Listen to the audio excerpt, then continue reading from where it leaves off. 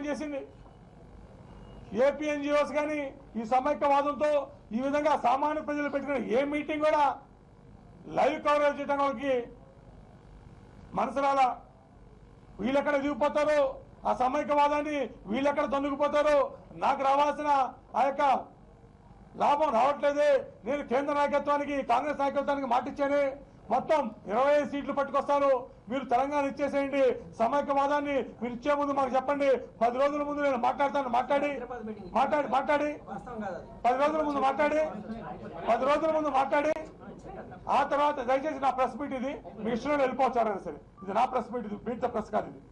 అందుకే ఆ రోజు నువ్వు సాక్షి అయితే వెళ్ళిపోండి అమ్మటే, అంతేగాని ఇష్టంగా మాట్లాడితే ఊరుకునే సమస్య లేదు ఇక్కడ. కాదు వాస్తవం మాట్లాడతాం లేదు ఇక్కడ. ఏం మాట్లాడు అక్కడ